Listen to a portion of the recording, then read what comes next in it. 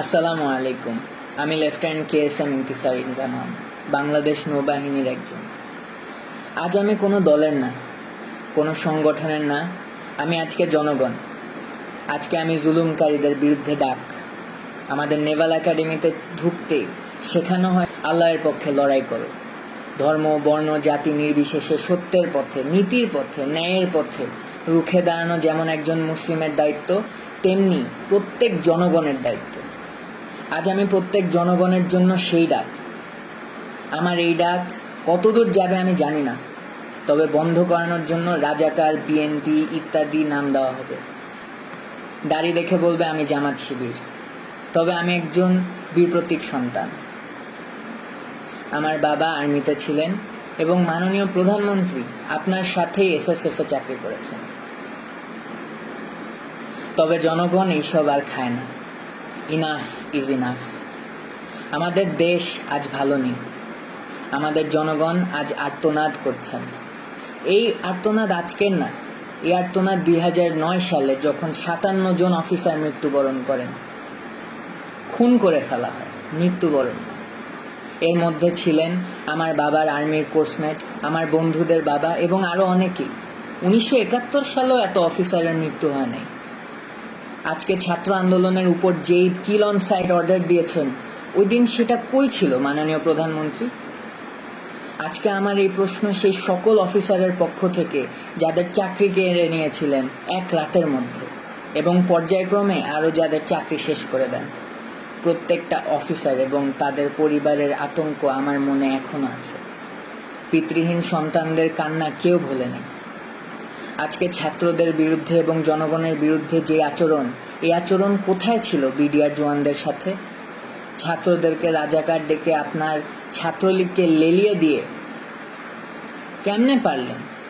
কিন্তু সেদিন অফিসাররা কিছু করতে চাইলে কোনো ধরনের সিদ্ধান্ত আপনি দিতে পারলেন না। তো আপনার 2012 সালের থেকে আপনার দাড়ি পরা ছেলে রাস্তায় দেখলেও তাকে তুলে নিয়ে যান। এমন অবস্থায় গিয়েছে যে আমার উচ্চপদস্থ কর্মকর্তা আমাকে বলছে তুমিও সাবধানে বাইরে যাও, তোমাকে দেখেও তুলে নিয়ে যাবে। তাইলে আপনি এবং আপনার সরকার কি মুসলিম বিদ্বেষী? যেখানে পুরো পৃথিবীর মুসলিমরা ইসলামোফোবিয়ার বিরুদ্ধে যুদ্ধ করছেন, আপনি এই মুসলিম গরিষ্ঠ দেশে ইসলামোফোবিয়া ছড়াচ্ছেন। আমার ভাইদের আত্মমর্যাদায় আঘাত করে মরিয়া করে দিচ্ছেন। সংখ্যালঘু ভাই যারা আছেন তাদের পুঁজি করে সংঘর্ষ লাগিয়ে তাদের ক্ষতি হতে দিয়ে ডিভাইড অ্যান্ড কনকার মতাদর্শ চালাচ্ছেন। আপনি বলেন ধর্ম যার যার, উৎসব সবার, তবে আজকে আমরা বলি ধর্ম যার যার, সংগ্রাম আমাদের সবার।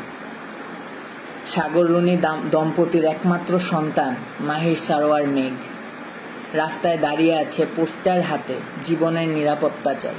2012 সালে তাদের বাসায় ঢুকে 6 বছরের শিশু মেঘের চোখের সামনেই তার মা বাবাকে নৃশংসভাবে খুন করা হয়েছে। তকিয়ের পিতা রফিউর রাব্বি এর পোস্ট। ছাদে খেলারত অবস্থায় 6 বছরের শিশু রিয়াকে আপনার পুলিশ খুন করেছে। আর 4 বছরের শিশু আহাদ 8তলার বাসায় বারান্দায় দাঁড়িয়ে বাহিরে তাকিয়েছিল, পুলিশ তাকেও খুন করেছে। সরকার যেমনভাবে মানুষের নিরাপত্তা দিতে ব্যর্থ, তেমনি আপনি আপনার আশেপাশের পোষাদের নিয়ন্ত্রণ করতে ব্যর্থ। আর আপনার শেখ পরিবার নিয়ে তো আর নাই বলি। প্রত্যেকটা মসজিদে জোরপূর্বক দোয়া করাচ্ছেন, আবার এরা এদের মতো সন্ত্রাসবাদ আচরণ চালিয়ে দেশের মানুষদের ক্ষতি করতেই আছে।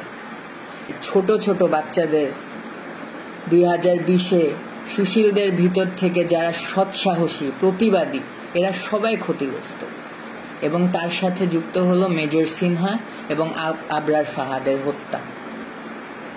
এখন এসেছেন ছাত্র আন্দোলনের বিরুদ্ধে শুট করার বেআইনি সিদ্ধান্ত নিয়ে, এবং এর মধ্যে ডিফেন্সকে জড়িত করে আমাদের আত্মমর্যাদা এবং নৈতিকতার প্রশ্ন এনেছেন। এই জন্যই আজকে আমি একটা জুনিয়র অফিসার হয়েও সকল সশস্ত্র বাহিনীর অফিসার এবং সৈনিকদের পক্ষ থেকে তীব্র প্রতিবাদ জানাচ্ছি। আপনার কারণে আজ সারা বিশ্বের সামনে আমরা লজ্জিত, এবং আমাদের ভাই বোনদের সামনেও আমরা সমালোচিত। ছাত্রদের ছোট একটা আন্দোলন, সেইটার উপায় না করে কেন আপনার এই গেদর লীগকে আমাদের ছাত্রদের উপর লেলিয়ে দিলেন? কেন? এখন আর এটা ছাত্র আন্দোলন পর্যায়ে নেই ম্যাডাম। আপনার এবং আপনার প্রসাদের সময় শেষ ইনশাআল্লাহ। আজ আমার বার্তা শেখ হাসিনার কাছে না, আজ আমার বার্তা সবার আগে আমার সৈনিক, নেভির নাবিক এবং এয়ারফোর্সের এয়ারম্যানদের নিকট। আপনারা আমাদের ভাই, আপনাদের শক্তিতে শক্ত 3 বাহিনী। আপনারা যদি চান জনগণের পক্ষে, আপনারা সবচাইতে বড় ঢাল। অফিসার আছে, চেইন অফ কমান্ড আছে, তবে এইসব বানানো কি দালাল রাজনীতিবিদের চাকরগিরি করতে? বীর সৈনিকদের এই কলিজা? আমি জানি যে আপনাদেরও ভিতর অনেক ক্ষোভ, সত্যের পথে দাঁড়াতে না পেরে। আজকেই সময়, এই হয় জনগণের পক্ষে অস্ত্র ধরেন অথবা ভুলে যান যে আপনি একজন সৈনিক। Sir, I am reaching out to all my seniors and juniors within the 3 forces. This is that historic moment, sir. This is when you choose the right side. Let's make a difference.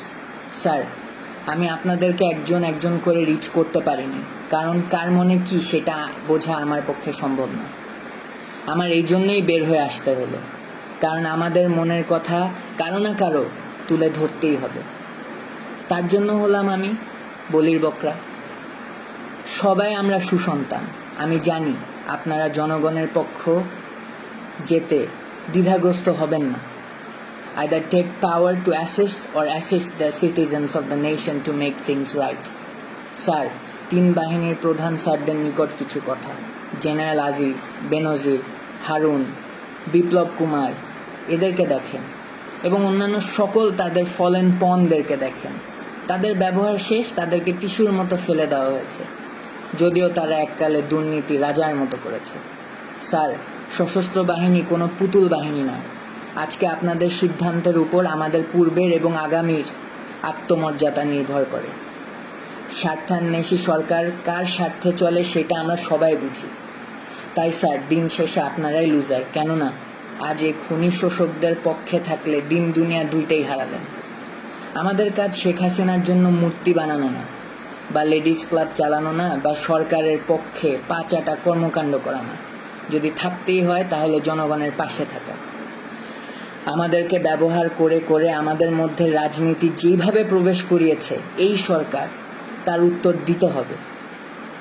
অনুচ্ছেদ 45 হিসাবে সকল বাক স্বাধীনতা ফেলে দিয়ে বোবার মতো চললেও দিন শেষে আমাদেরও বিবেক আছে, ধর্ম আছে, আমরাও মানুষ।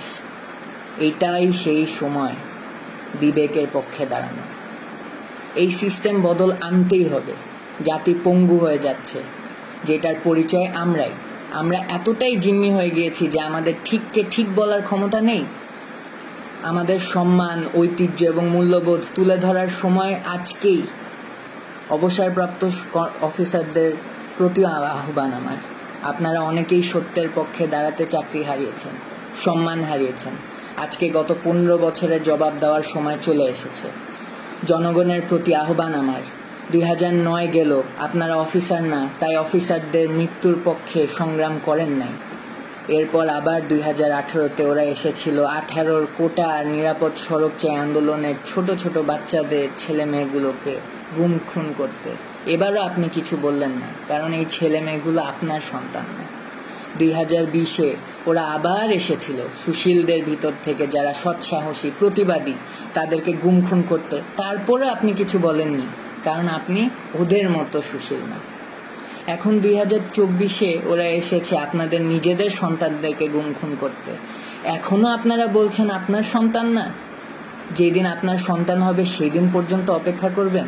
তাইলে আপনার ইচ্ছা 6 বছরের রিয়ার মতো আপনার বাচ্চা ছাদে ঘুরতে গিয়ে গুলিবদ্ধ হোক, এবং আবু সাইদ, মুগ্ধ, রাইহান, তানভীর, হৃদয় ও ওমর আরও অনেকের সন্তানের মতো আপনার ছেলে রাস্তাঘাটে মার খেয়ে গুলিবদ্ধ হয়ে পড়ে থাকুক, পুলিশের আর্মার্ড গাড়ির উপর মরে পড়ে থাকুক, যার লাশকে ঘরের ময়লার মতো ফেলে দিবে রাস্তার উপর।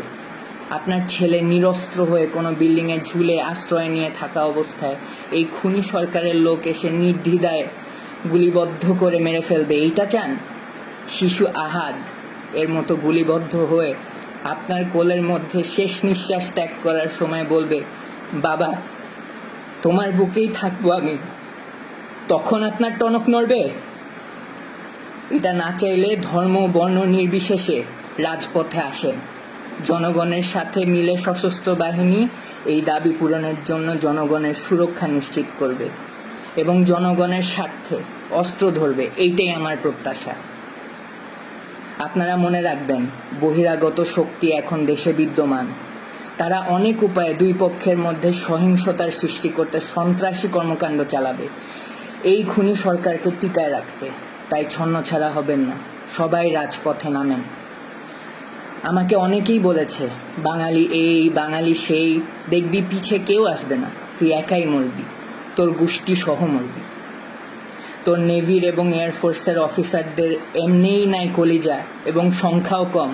তোর আর্মির বাপেদের 2009-এর পর রক্ত শুকিয়ে গাদ্দারি রক্ত হয়ে গিয়েছে, আরও কত কি। আমি কি বলেছি জানেন? আমি বিশ্বাস করি এই দেশে এখনো ঈমান বেঁচে আছে, দেশে এখনো বিবেক বেঁচে আছে, আমার বিশ্বাস বেঁচে আছে।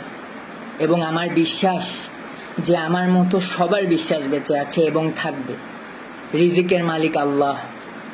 মনে রাখবেন, আল্লাহর পক্ষ থেকে সাহায্য এবং আসন্ন বিজয়। আমি জনগণের পক্ষে, আমি যাচ্ছি তাদের সাথে যোগ দিতে। হারানোর অনেক কিছু, তবে আজকে মুসলিম হিসেবে পাওয়ারও অনেক কিছু। আমার সশস্ত্র বাহিনীর ভাইদের কাছে আমার শেষ রিকোয়েস্ট, আজকে আল্লাহর জন্য হলেও আসেন দেশকে বাঁচাতে এই খুনিদের হাত থেকে। এটা হলো 50 বছর পূর্তির এক তকমা স্বাধীনতার। এই তকমা আমি খুলে ফেললাম। এরপরে যতগুলো তকমা লাগবে প্রত্যেকটা বুলেটের এক একটা রক্তের দাগ হিসেবে তকমা। ফি আমানিল্লাহ।